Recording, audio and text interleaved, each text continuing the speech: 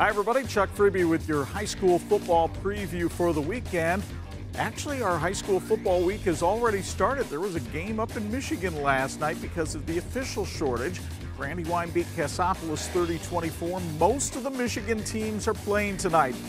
And that includes the renewal of the rivalry between Niles and Buchanan. You know, that rivalry was put on hold for almost 40 years.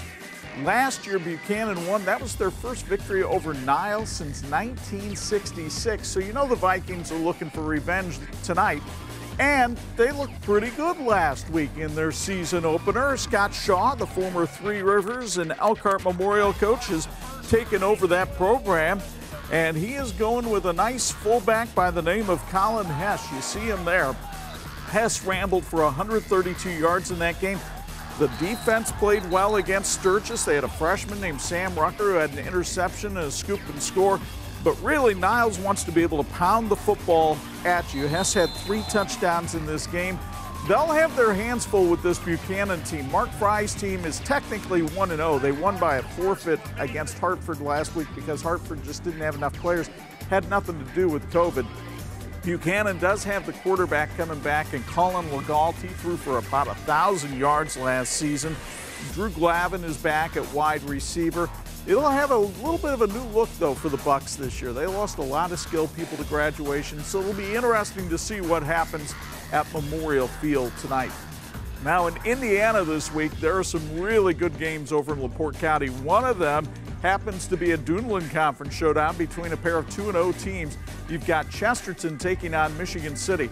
Folks, Chesterton has a quarterback. His name is Chris Mullen. No, he doesn't play for the Golden State Warriors. He plays for the Chesterton Trojans. And folks, he is the real deal. 6'4". He can sling it. Had 254 passing yards last week in a 42-0 shutout win. Threw for 3 touchdowns, ran for 2. So he is the guy that makes the offense go. But the Trojans really take a lot of pride in their defense. They've said in print they believe they're the best defense in the northern half of the state. We'll see if that's true because they're going to get tested by Phil Mason's Michigan City team. I talked to a couple of coaches this week who have seen Michigan City on film. Very impressed with the skill level that the Wolves have and the talent that they have. They've got a quarterback named Gio Laurent who may not throw the ball as well as Mullen from Chesterton, but he can run it, and so too can a young man by the name of Jaden Hart. He is their running back, speedster, starting to get some Division I offers. Can't even drive yet, 16 years old. But Jaden Hart and that speedy Michigan City team should be a test for that Chesterton defense. Question will be what Michigan City can do defensively in order to keep the Trojans out of the end zone. The other really good game over in LaPorte County on Friday night has Lowell at 1-1 with their big rushing attack coming over to take on New Prairie. Red Devils really rely on Joseph Hoyer to run the football. He's averaging about 135 yards a game. Riley Bank adds some depth at running back as well. But they'll go up against the second best rushing attack in the state of Indiana in the New Prairie Cougars. And I'll tell you what, Casey McKim not doing as much of this throwing last year as we saw against Plymouth. They like to run the football. Now that's Bobby Seifert. He graduated last year, but Noah Mungia is their big running back. 553 rushing yards, 10 touchdowns in just 2 games, and he's averaging nearly 10 yards a touch. Brock Sinka averaging 88 yards a game as well. So the question is, can Lowell slow down the Cougars or stop them? If not, I'm telling you what, New Prairie may be the favorite in the NIC Big School division this season.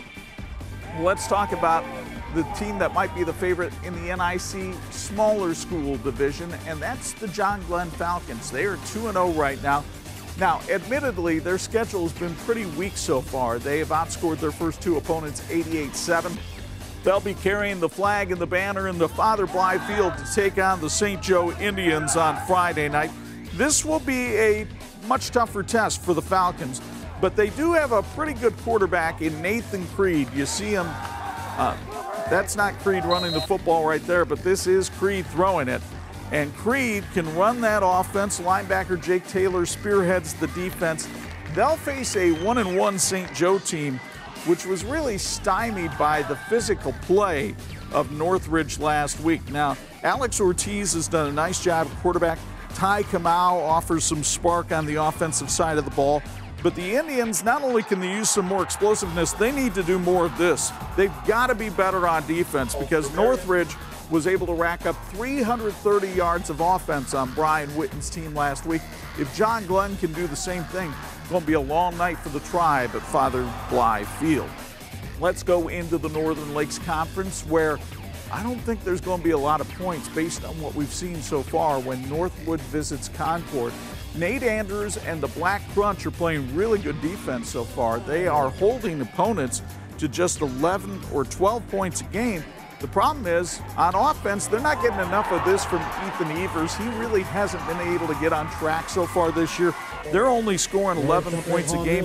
Now, Caden Lone has done a nice job at quarterback, but right now he's 75% of the offense. Clearly needs some help.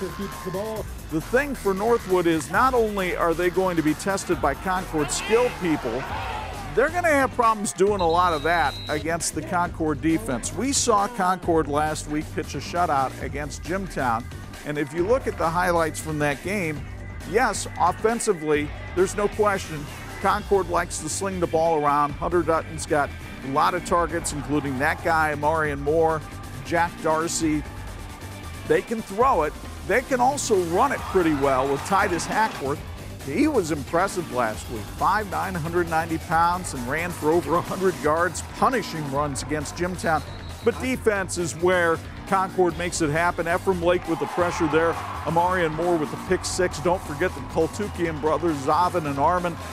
That Concord defense has a chance to be special and has a chance to keep them in contention in the Northern Lakes Conference all season long. So while points may be at a premium at Jake Field in Dunlap, chances are the scoreboard operator is going to get a workout at Fisher Field for our TV 46 game of the week, the 102nd renewal of the hostilities between the NLC's Hatfields and the McCoys, the Plymouth Rockies, and the Warsaw Tigers. When you talk about Plymouth, right now nobody is happy down in Marshall County with them being 0-2. John Barron's team, usually a very physical group. They like to be able to run the football. This unit has not played that way. That does not mean that they aren't dangerous. You've got Devontae Garcia, who's a highlight reel player in all three facets of the game. They've got a new quarterback this year in Lennon Kriegbaum, and he can sling it well. But the Rocky defense has not played like that. They've been giving up almost 50 points a game so far this year. And let me tell you something about Warsaw. They can hang half 100 on you. They almost did it against the Ohio-powered Dublin Kaufman. And that guy, Bart Curtis, maybe we rename him King Giros, he has loved the way that his offense has performed most of the year. Tigers ran for 522 yards on opening night before Michigan City reined them in last week. Julius Jones, one of the more dynamic players in the NLC.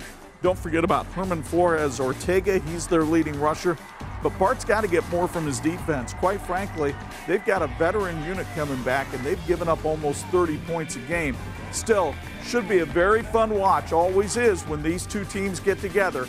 It's Plymouth and Warsaw, and we'll have it for you Friday night at 11 and Saturday morning at 9 on your home for high school sports, TV 46. Until we see you at the games, Chuck Freeby saying thanks for watching, and keep it on 46 Sports on Twitter and Facebook.